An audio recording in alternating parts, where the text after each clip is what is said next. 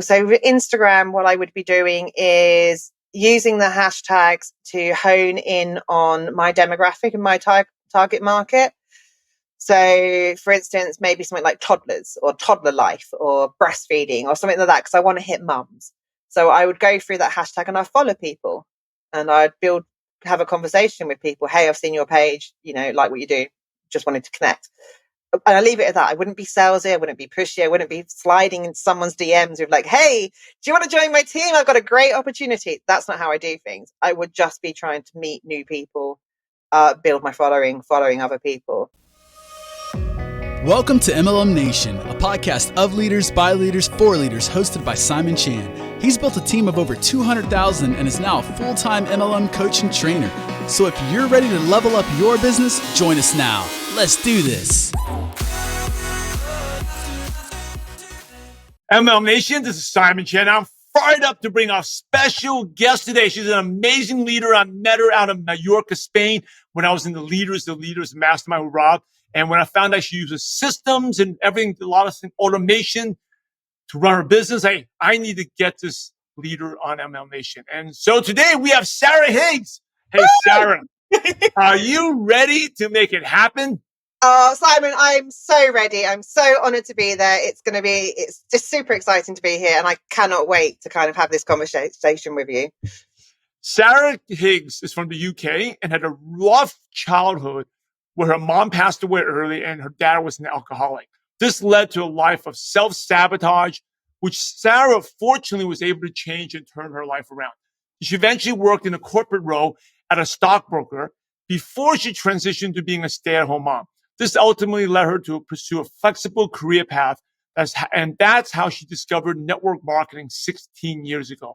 Today, she's a full-time leader with hundreds of customers, and she takes pride in using systems to run the successful home business, which doesn't take time away from her 4 kids. So, Sarah, I've given everyone a brief intro, but first, take us back to your childhood background, because when you share that, I was like, wow, I definitely need to include that.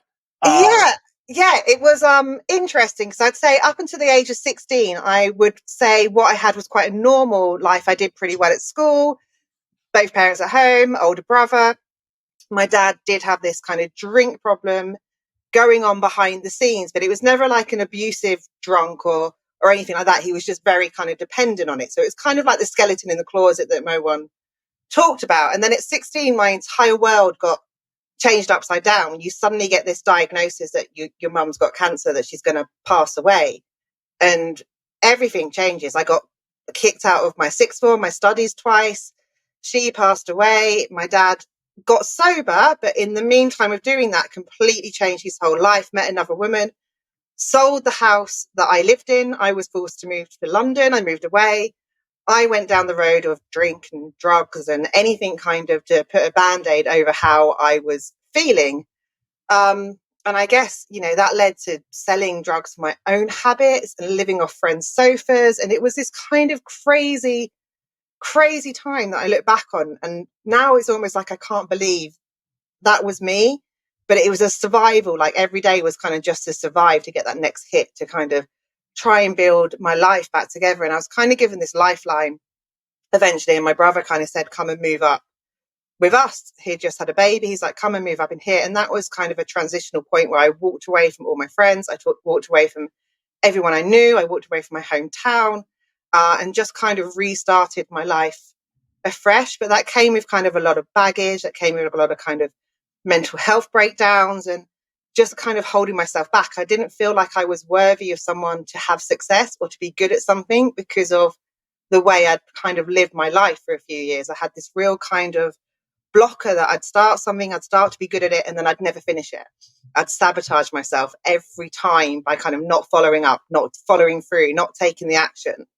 So kind of network marketing, the mindset involved in that really kind of helped me get past that kind of blockers that I had. You're not taught that in school. In school, you're not taught about mindset. You're not taught about affirmations or believing in yourself or kind of getting rid of those demons. So coming into an environment like this, where you are surrounded with those amazing, positive people who have had these kind of backgrounds, was just life-changing for me.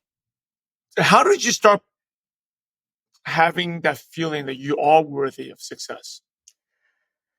I think that's a really tricky question. I think to start with, I didn't really believe it. I think the first key thing was recognizing that I was sabotaging myself, that realizing that actually it's me that's holding me back. I'm accountable for me because, I went into victim mode a lot of the time. It wasn't me.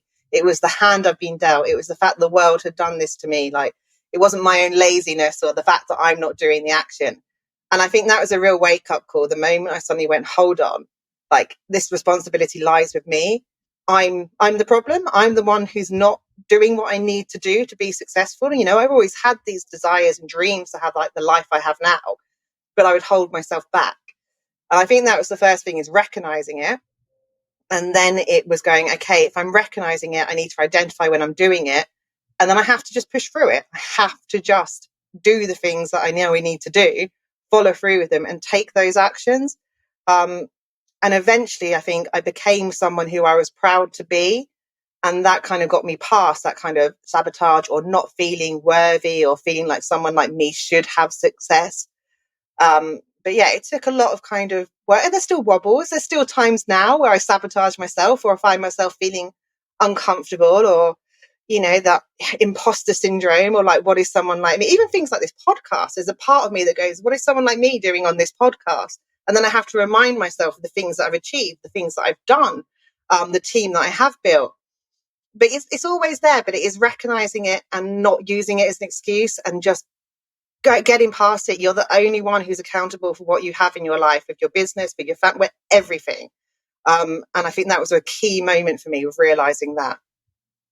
How can I ask you this question? And I think this is something that will help a lot of listeners because they have fear.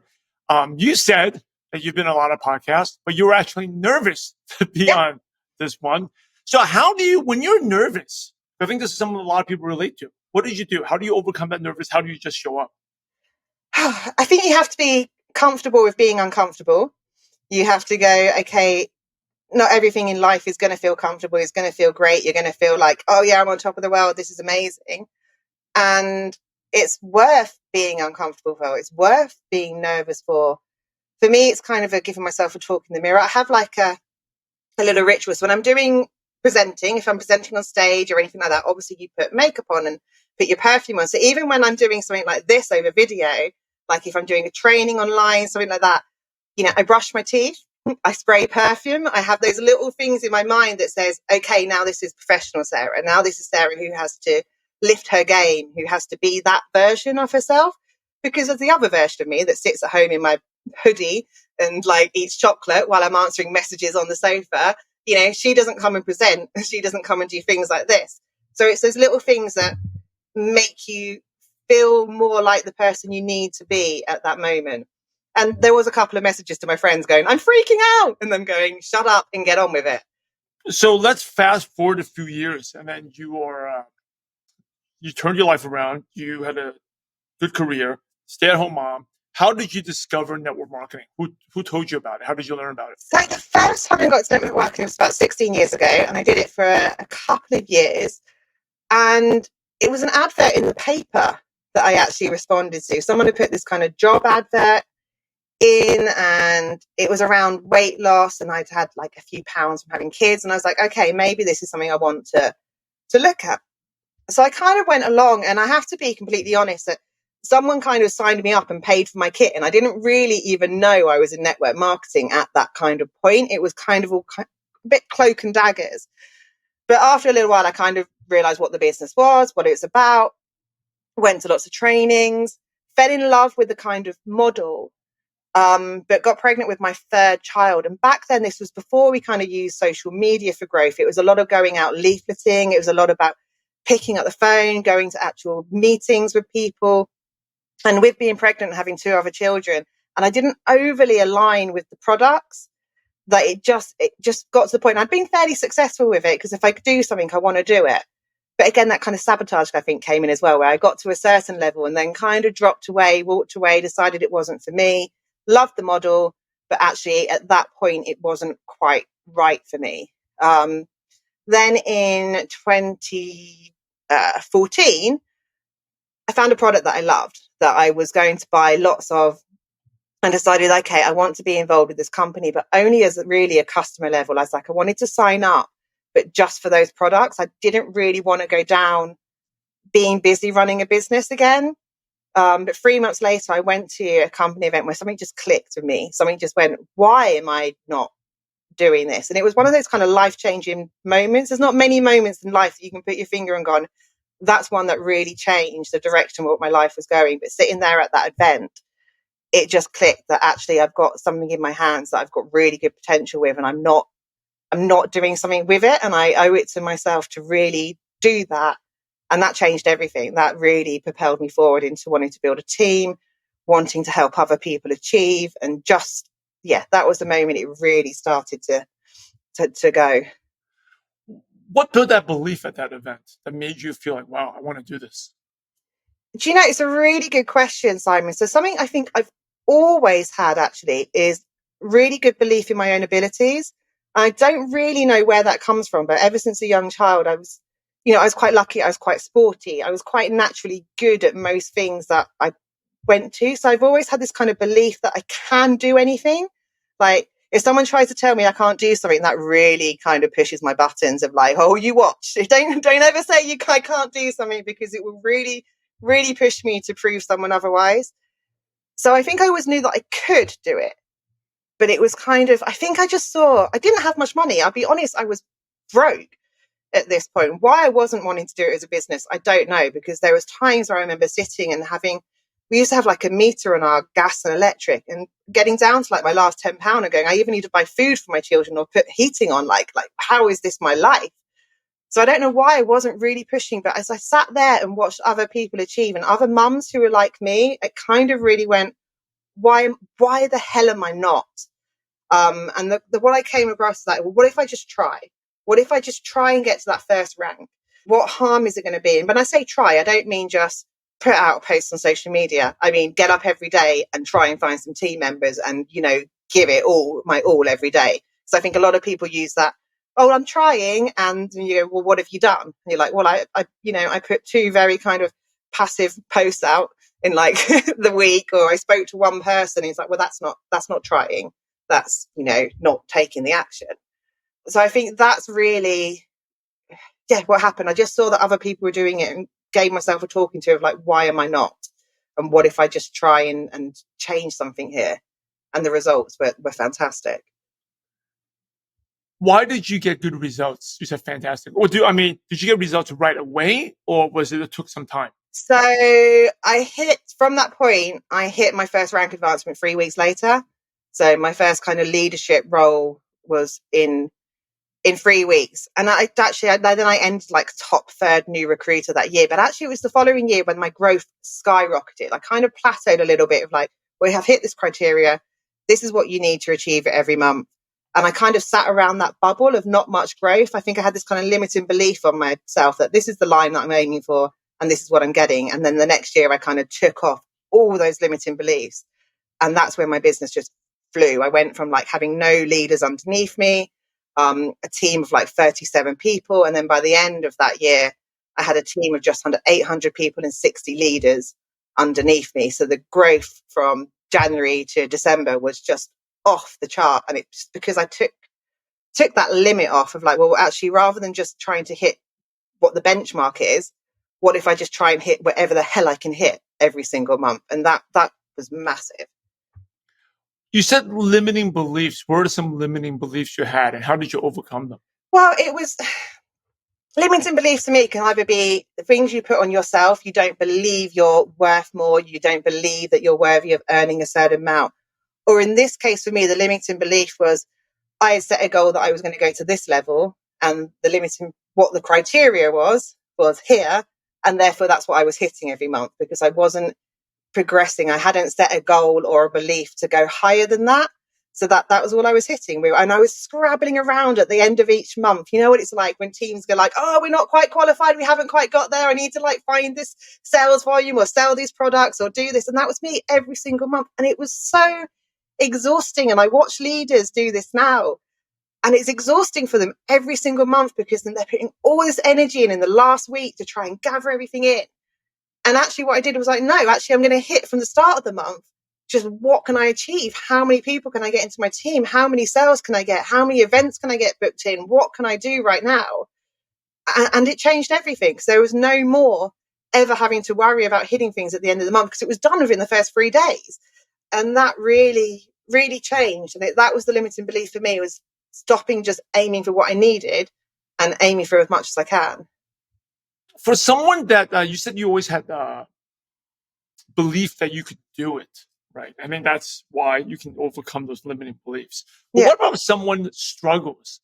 They lack that belief because, with the belief in the industry, the 4 beliefs: belief in industry, belief in products, believe in a product, and believe in yourself. If they're weak in belief in themselves, what advice could you give them? So belief and confidence come from results. So the more you can kind of prove to yourself that you can do something, the more the belief comes. In that situation, you almost have to take belief from someone else. You'll have someone else saying, I believe in you, you can do this. And you have to really kind of trust the process of what you're doing. When I say I had belief in my abilities, I've always had a belief in my abilities of like, can you do this? Yes, I can do it. I'll find a way. Even if it's difficult, I'm going to do it. What I didn't have was confidence. So I hated seeing myself in video.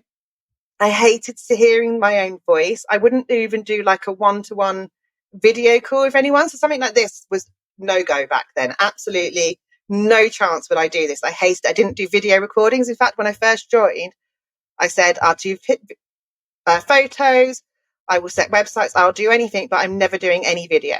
Those are my words. I am never doing any video. And it got to the point when my team was so big, I was like, I'm doing an injustice to my team by not putting training videos together. I am holding them back as well as me by not doing this. And I set myself a task that every day for 2 weeks, I was going to do something on video, whether that was just a one-to-one with someone, whether it was joining in a group Zoom, whether a little live video, just showing a product. And I've got a snippet of the first live video I ever did in like a leaders training. And it was the most awful car crash to watch of how like shaky my voice is, how terrified I was, the whole way through, just awful. But I knew I had to do it, and I felt really uncomfortable, and I didn't have belief in myself that I could talk on camera or I could run trainings this way, but I knew I had to do it. And I think that's it. If you haven't got belief in yourself, if you're worried about something, you have to do it anyway. You just have to do it.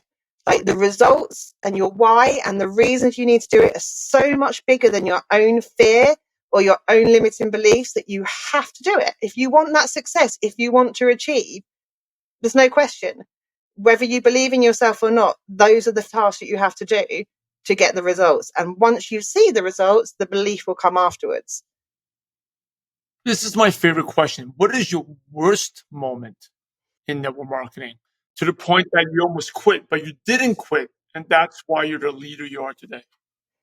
Yeah, so there is a couple. There was a real learning curve quite early in this business. My first leader, and like most of these things, we have to have a certain amount of volume every month, and blah blah blah. And she had turned around to me and said, "I am hitting my rank this month. Without a doubt, I am going to achieve this." So I had kind of not factored in anything else around that. I had taken her word as what was happening, and then nothing happened. And everything else was scheduled in for the next month for me. And I didn't qualify. I didn't get my pay. Like everything just fell to pieces that month because what I had done was based my entire business on someone else's word. And I didn't have a backup, and I didn't have my own plan and backup, and I didn't have things in place. And it was a real learning curve that actually what people say and what people do can massively, massively differ. And from that point on, I've never based my business on just one person, on what that one person says. That's probably not my worst moment, though. That's probably my biggest learning curve. My probably worst moment was I had someone else come and speak to my team who then poached 2 of my legs in one go and made a massive impact that I had to then kind of rebuild around. And that was quite shocking that it just came out of nowhere and kind of took me by surprise. But you just carry on. There's no other option other than carry on. But yeah, that was a moment that made me go, what am I even doing when it can change so quickly. But yeah, you're always glad you don't quit. When you have those moments, you're very glad that you stay. Yeah. I know consistency is very important. How do you stay consistent? And maybe this you can transition to talking about systems, because that definitely is a big part of the business. Yeah, full disclosure, I have to say consistency is one of the things, as a busy mum, is one of the things I have struggled with in the past. And I'm one of those people that gets really excited about something and goes at it like 100 miles an hour, and then sometimes it can fizzle out. So it comes down to discipline, making sure you've got certain things that you do every single day, whether they're boring or not. And it's just having to learn to have that discipline with yourself. And I do have systems in place. So scheduling things in advance. I used to have a VA do some of my social media posts. And I use systems that are there when I'm not. So if someone was to message my page, there's a chat bot that will pick up with some information that they can go through until they can get to me. There's email campaigns, there's blogs that people can link to, so they can get information from me when I'm not there. One of the key things for me was actually changing how I delivered trainings. We used to always do trainings as live trainings all the time. And when I went on to learning how to do video, I realized having a YouTube channel or having all my video trainings done so that someone wants to learn something new at any point, you can signpost them to something, so you don't always have to be relaying information. But yeah, consistency is definitely key.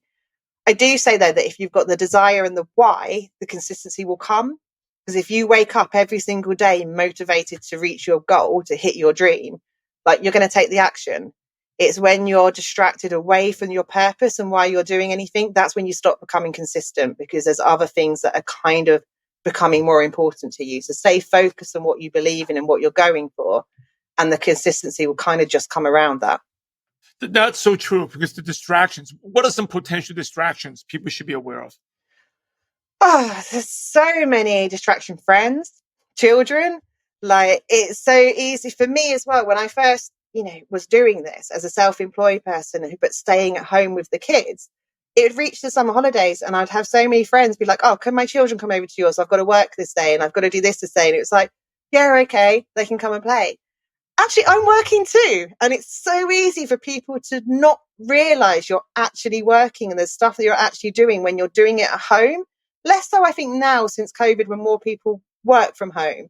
But definitely previously, people just assumed that I wasn't really doing anything. Or because my hours are flexible, they can be like, hey, let's go for coffee. My best friend will regularly just let herself into my house. And she'll be like, oh, I thought I'd come round. I had a day off. And it's like, well, I'm actually working. Those distractions are big. I have to admit, when I'm working from home, my dishwasher, my washing machine, all those kind of chores, they kind of stare at me and they kind of distract me sometimes from what I'm meant to be doing, especially if it's a task you don't want to do. You can really procrastinate with everything else. Children coming in and out, clubs, and it's hard, because I know for me, the hardest bit with that is I will just be in the flow of something. And then it would be time to go and do a school run. And then I go do the school run. Then it would be time with the kids. Then we're taking them to clubs. Then it's dinner. Then by the time I get back to my desk, I'm so out of that flow that trying to get back into it is really hard. So there's, it's different for everybody, but you have to kind of highlight what your distractions are and find your ways of coping around them. So for me, I know I work really well if I'm on a co-working session. So me and some of the leaders, we will jump on a Zoom and we'll work together. And we're not really talking, we're not really chatting, we're all working on our own things. But what we're not doing is going and doing the dishes or going and making a cup of tea, because we know there's other people there watching and that's holding us accountable. So trying to do things like that. Another way I work really well is if I go to a coffee shop, take my laptop, get out the house, put some headphones in, sit in a coffee shop and get my work done. But yes, I think once you highlight what your distractions are, you can find what your ways are to work around them. And that's going to be different for every single person. There's not a one size fits all. I have to share this, because when you said that you look at the dishes, you look at the clothes, the chores, it mentally distracts you, right? It drives you nuts. And one of the best things I've done in the past year, and it's so weird because sometimes we talk about the benefits of working at home, which is obviously tons of benefits, but it's a distraction too. Like, one of the best things I did this past year was rent an office. And I hadn't had an office in 20 something years. So I rent a co-working space, and just being around there's like a 10 by 10 office, like I'm getting into work mode, right? So Because having an office was on my vision board and my goal board from since 2017. And then in 2020, I moved into an office, and I had an office right through until 2022. And then I was finding I was spending so much time going back and forward and things from it. And things had shrunk back a bit, and I had more clubs and things for the kids, that I ended up coming back home.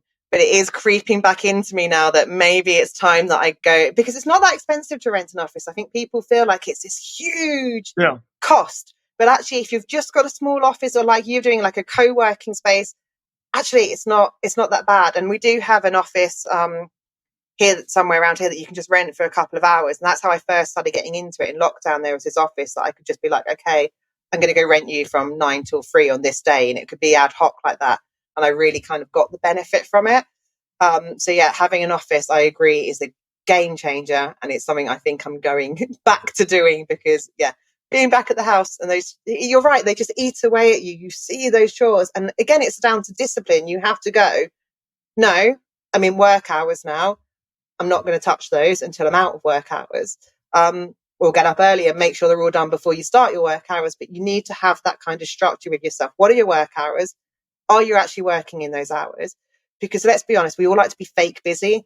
We go, oh, look, I worked all day today. No, you haven't. You've had the TV on in the background. You've made 8 cups of tea. You've tidied up. You've done this, and you've sent 1 email. Like, if you can really hone in on constructive working time, you can achieve so much. One of the things we do at our trainings is we have these 10-minute power sessions where we train on something, and then we go, right, we're going to put you into a competition, and you're going to go, each table is going to go against each other, and you've got 10 minutes as a table to make as many new contacts as you can, or to send as many emails as you can for booking events, or whatever it is. And the amount that happens in 10 minutes of pure focus time compared to what happens for hours of someone sat at home on their own is incredible. And I think that's what we have to kind of force ourselves to do, is really focus on doing the jobs rather than fake working.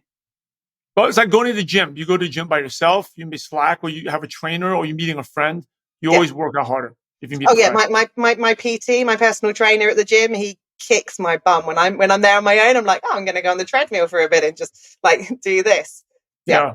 But even if you don't have the PT, right, but you meet a friend there, you'll always end up working harder, because you don't want to be like the worst one, right? Yeah, the same as that co-working online. When you've got other people watching you, we sit up a bit straighter, we do a bit more. We don't want to be seen to be lazy or not doing stuff. But when we're on our own, it's just us watching. Yeah, we can, not perform our best. So I got to share this with you, because my wife doesn't work, but she used to work. She's an eye doctor, right? So she said, can you do this? Can you do this? And no, I can't. And she couldn't understand. It's like, no, it would be the same as you had a patient.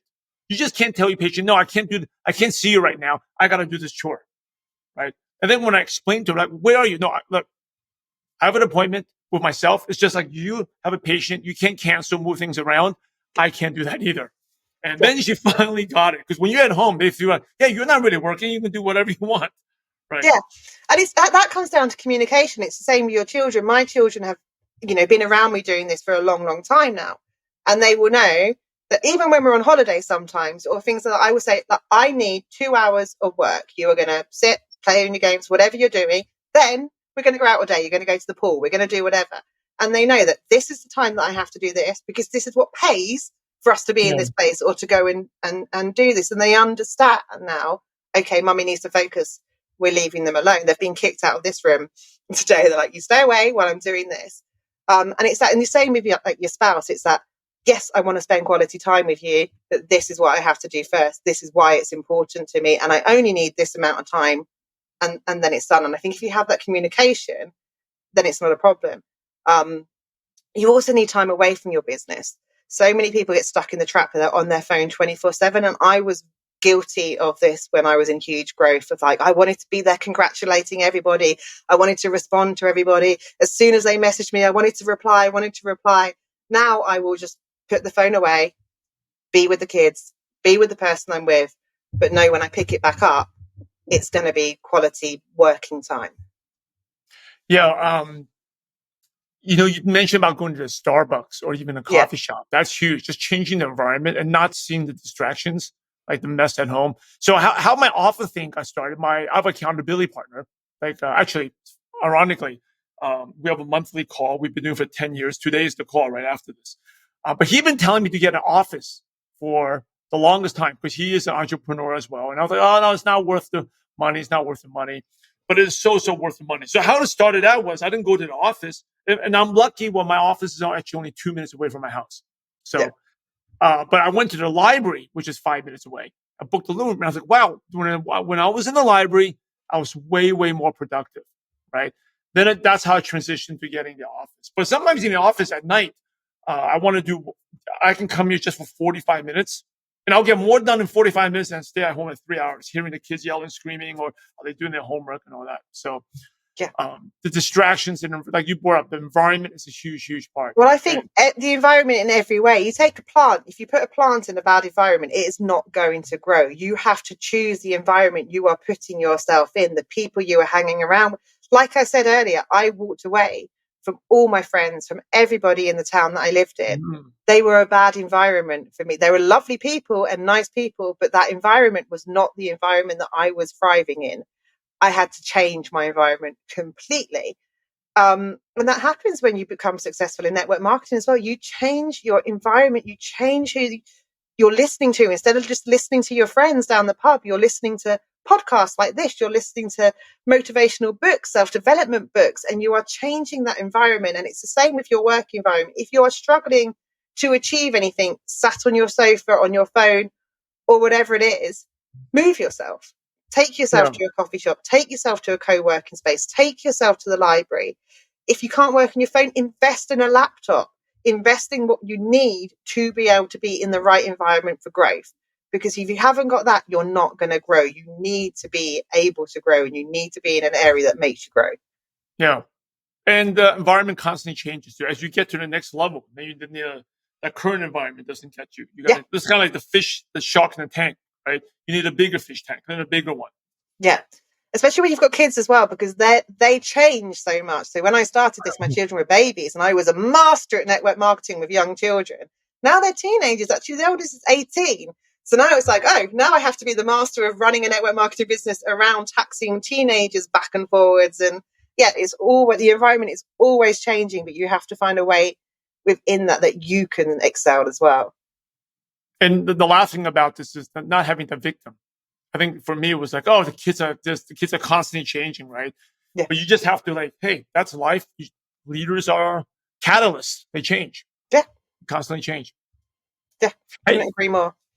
You've been amazing. Thank you so much, Sarah. As we wrap up, some really quick questions to pick your brain. And these can be one sentence, one-liners, or one words. The first one is, what is one of your favorite success quotes that motivates you? Feel the fear and do it anyway. Build it what? Feel the fear and do it anyway. What's one habit that's helped you become successful? The doing something every day. Actually, no, the biggest habit that made me become successful is when you don't feel like doing it or when you don't feel your best, always do something. So if you've got a hangover, if you've got a cold, if you're ill, if you've hurt yourself, whatever it is, we all get those days. Like for the girls out there, when you're hormonal, like you have days where you just feel rubbish or sorry for yourself. Take a piece of positive action that your future self will thank you for, even if it's just one. But action tends to breed more action. So if once you've done one, you might find yourself doing a bit more. And I think I used to make excuses. Oh, I don't feel like it right now. I'm just going to put the TV on. Or I'm not feeling it right now. I'm just going to do this. So changing my mindset to I'm not feeling great, but I'm just going to do this, or I'm going to do this anyway. That was a game changer. So good. What's the best piece of advice you ever received? Best bit of advice ever. Probably that I'm accountable for everything. That hearing that kind of you are in control of your own life. It's not that someone's going to come and rescue you. It's not that you've been dealt a bad hand, that it's all down to you. Someone pointing that out, I think, hit me. It's a hard pill to swallow sometimes when you suddenly realize that everything you have or everything you don't have is down to you.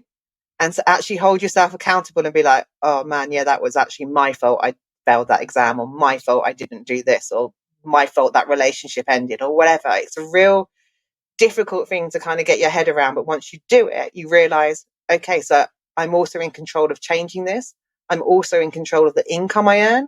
I'm also in control of the amount of people I reach. I'm also in control of where I go in this world and what I do. Absolutely best bit of advice you can give to anyone. What's your favorite prospecting tool? So say you have a qualified prospect. Do you do a Zoom? Do you do it on the phone? Do you meet face to face? What do you like? I mean, if I can do face to face, that would be my ideal. But obviously, in today's world, that's not possible. Zoom is the one I tend to use mostly these days for kind of getting to know someone. We jump on a Zoom, still like it, looking at different things. But yeah, at the moment, Zoom's probably the one I use the most for that. What's your favorite app on your phone that's not a social media app? Favorite app on my phone that's not a social media app? Going to be really geeky. I tend to use the actual site rather than the app, but ManyChat. So I do a lot of my recruitment through ManyChat, which is a chatbot plugin to Facebook, but it allows you to batch message people in one go. So I have about 3,500 people on that I can just bang a message out and start a conversation with, or highlight something to them. So that's quite geeky, but I really like that app. What are 2 or 3 books you could recommend to ML Nation? Oh, Your Brand Story. I kind of think that who it's by. 7 Habits of Highly Effective People, and Eat That Frog by Brian Tracy. I think those are 3 that stand out and come to mind, and kind of books that, and actually there's another one, Girl Boss. That was a book for me that really impacted me because what's her name? Sophie, someone who wrote that book, who opened the clothing brand Nasty Girl. It's about her story, and it really resonates. I mean, the language is a little bit colourful in it in places, but her tenacity and how she built herself up from nothing into absolutely everything really kind of resonated with me. So someone who needs that, who doesn't feel like they're achieving in life or is worthy of achieving in life, that book's brilliant. And here's the last question, the $1 million question. You ready? I'm ready. So Sarah, imagine you had to start all over again and you knew no one. You didn't know your kids, didn't know your family, your contact list was 0. What's the first thing you do, or the first place you go to build a network marketing business from scratch? The first place I'd go is online. Would be to hit social media. It would, I love Facebook, but I'd probably go for Instagram now if I was going from scratch, starting new. And then the second thing I'd do is go out to local network meetings. But yeah, it would be. What would you do media. on social media? What do I do on social media? Yep. So I do a lot of paid adverts. It's something I really enjoy doing to get reach. Just connecting with people. So with Instagram, what I would be doing is using the hashtags to hone in on my demographic and my target market. So, for instance, maybe something like toddlers or toddler life or breastfeeding or something like that, because I want to hit mums. So I would go through that hashtag and I follow people, and I'd have a conversation with people. Hey, I've seen your page, like what you do. Just wanted to connect. And I leave it at that. I wouldn't be salesy. I wouldn't be pushy. I wouldn't be sliding in someone's DMs with hey, do you want to join my team? I've got a great opportunity. That's not how I do things. I would just be trying to meet new people, build my following other people. That's how I'd go with Instagram. Looking at local business owners as well, people with businesses around. For me, it tends to be mums I work with. So businesses with children's focus, little football clubs or music classes, those kind of things, and just building those local connections with people, getting to know people. And then probably doing some targeted paid adverts directed to people as well, with more of the direct kind of recruiting message. As we wrap up, any last words or advice? And then what's the best way our listeners can connect with you, Sarah? The best way they can connect with me would be Facebook or Instagram. Just follow those.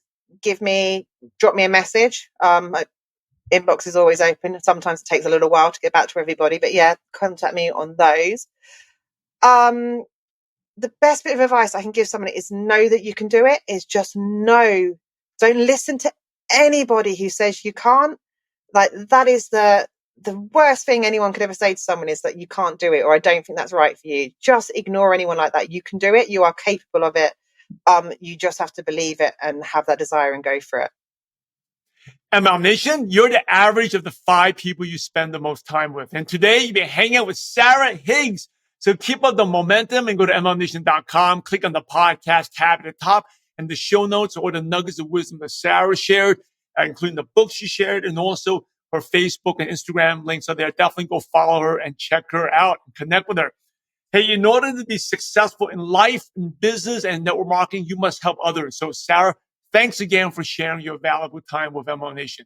We're grateful to you, and we appreciate you for having a positive impact on millions of distributors worldwide. Thank you so much again, and God bless you. Thank you for having me. Thank you. MLM Nation is Simon Chan.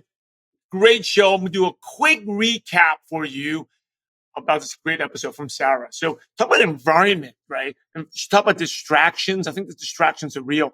And afterwards, after the interview, I talked to her for a few minutes and talked about, having the awareness. This was one of the big game changers, was having the awareness that more things are working hard to take you out of the business than to keep you in the business. I'm going to repeat that again. More things are working hard to get you out of your business and to keep you in the business. And I think once you're aware of that you being conscious of that, these are distractions, they're sabotaging, you'll be way, way better, right? You're going to be more vigilant and defender of your time, defending of your attention. I'm not saying everyone should get an office, but just put yourself in an environment that you're not distracted. Because if you have kids, I have 3 boys and a dog, the distractions are endless. That's why I got an office. The mission was going to the library. The only difference with the library is like I had to use the bathroom, I had to worry about my belongings, all that. Even though I rented a room, there's limits on how many times you can rent a private room. But even before that, like one of the things that helped me was I will work in my car or go into my backyard, right? To sing. I have a new routine now. I mean, I wrote in my book, The Consistency Pill, how sing happy birthday, how I stay consistent was like when I'm walking my dog, Obi. But now since he's almost 16, right, in a couple of days. As of this, actually, as of this recording, it's a couple of days. And the show release, it's actually 10 days. November 28th is Obi's birthday. Hey, hop on the page and wish him happy birthday. November 28th. He'll be 16. Now he wakes up in the middle of the night really early. I walk him when it's dark. I can't sing happy birthday. So I changed up my routine. I do it after I'm with the kids in the batting cage, right? Choosing that environment. The environment plays a big part of your success. Environment plays a big part of your consistency.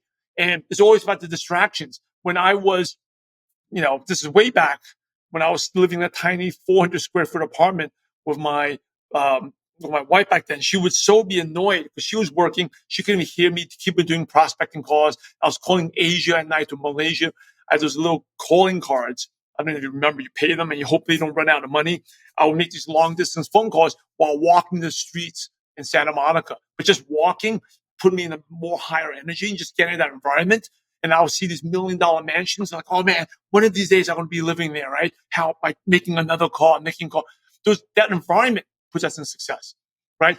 Even for me, hey, MLM Nation, we're working on some super exciting things coming out in the next month and 4 to 6 weeks.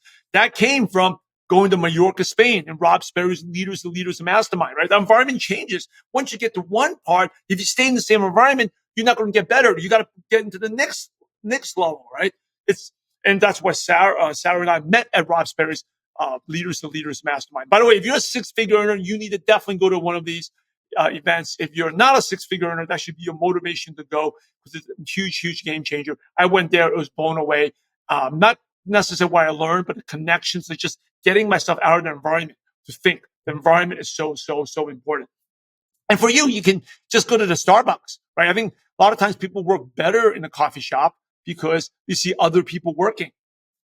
It's like going to the gym, meeting a friend. You're going to work harder. And you may say, well, I don't need to do that. But if you really want to income, if you really want to get to the top and be that Olympian, like I said, the Olympic athlete, they are focused, right? They have coaches, they have trainers, they're working, right? They're working with others, working out with others, having Sarah talked about co-working plan, co-worker, like these 10-minute power sessions, right?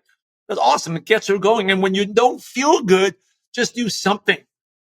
Because if you don't feel good and don't do anything, your self-esteem and your belief in yourself goes down. But when you don't feel good, you actually do some positive action, you feel a lot better. It could be one reach out. I remember just 2 days ago, I was really tired. I sent one reach out. I immediately felt so much better. One reach out, someone I knew I needed to do. I did that, felt so much better. So great show from Sarah Higgs. Definitely connect with her. Go to mlmmission.com, click on the podcast tab, and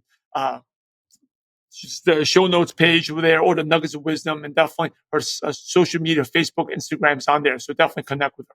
Anyway, hey, thanks again for listening. I appreciate if you can leave a review, subscribe and review, share this with your team as well. Let's lift up the profession. I know sometimes it can be, especially right now, the profession. Sometimes people say it's down, there's negativity.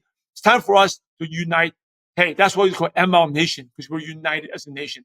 Let's go out there, hit the subscribe button, share with your friends, and have a positive impact on someone's life. God bless. See you on the next episode.